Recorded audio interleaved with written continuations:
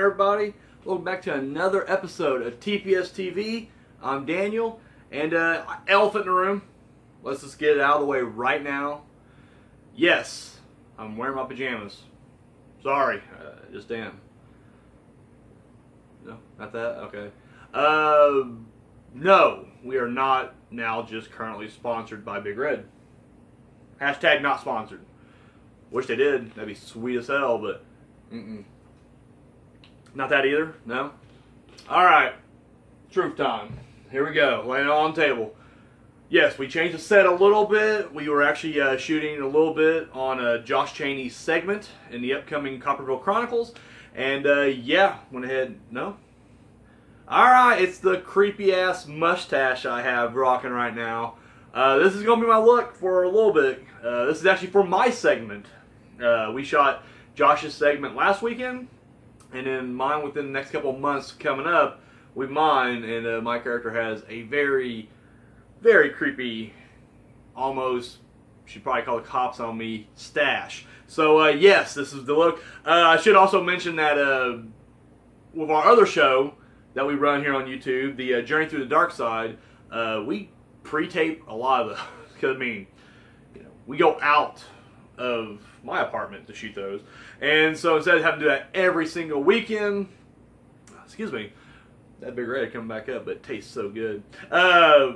We shoot them all at once. You know, we do about 4 or 5 in a row. So, yeah, you're going to be seeing the mustache stay and then go to the full beard and come back and forth in the upcoming weeks. But just so you know, that's the reason behind that. Now, get on to what we need to talk about. We'll get past the mustache and the new change of scenery and everything. Guys, last weekend we went and, in addition to shooting our movie, we actually saw another movie in theaters, and I'm talking about Scary Stories to Tell in the Dark.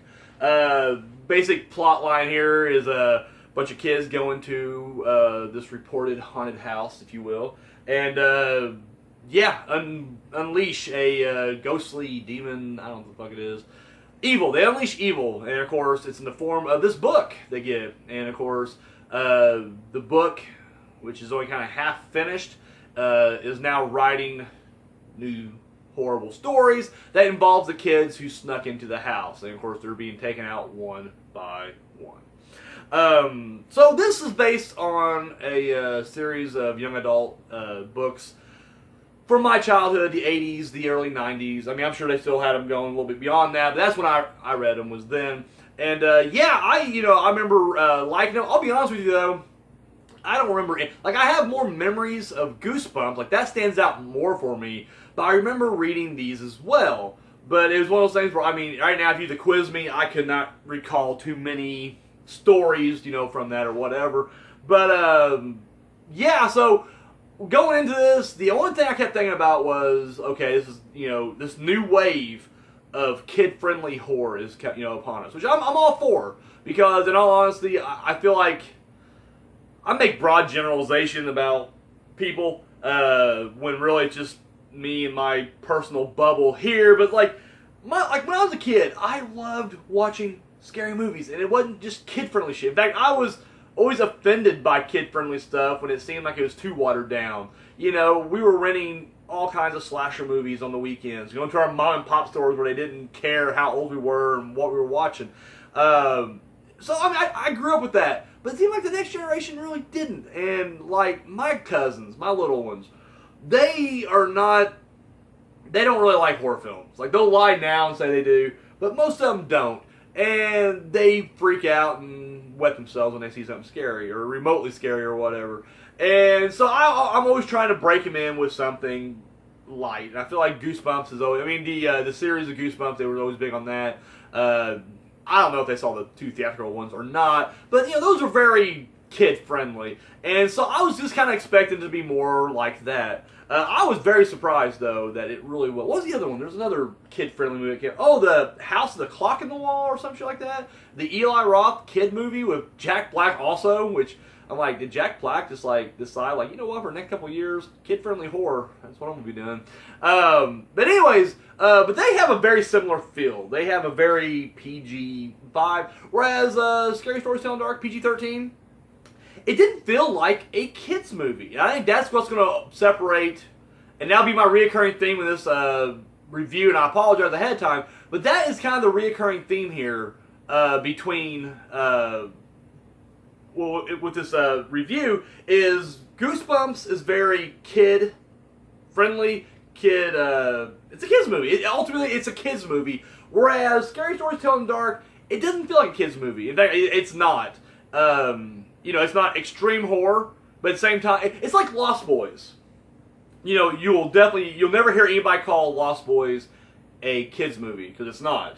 But if you're just going to break in like a group of like preteens or even teenagers who didn't like horror movies or were just trying to get into it, that'd be a movie you'd break them in on, because it's very light. I mean, it balances that line between like humor, a little bit of horror, just 80s awesomeness. It's kind of, it has all that kind of mixed together. And so you'll never call it a kids movie, even though if you were going to get a bunch of kids together, like, hey, you guys want to start watching horror films, you would start them off on something like that. So, something a little light that ain't just going to scare them away completely.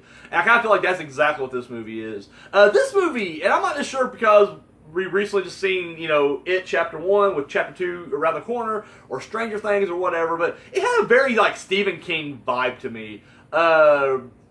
Set in the 60s, it definitely nailed this kind of retro outsider kids, banding together to take on the school bully. The school bully was like straight out of a Stephen King novel. I mean, it was pretty ridiculous.